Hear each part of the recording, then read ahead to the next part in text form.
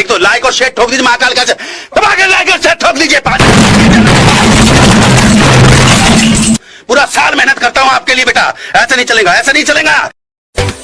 जब भी कोई लड़की देखूं मेरा दिल दीवाना बोले, ओले ओले ओले ओले ओले ओले, गाँव तराना यारा झूम झूम के हले हले, ओले ओले ओले ओले ओले ओले।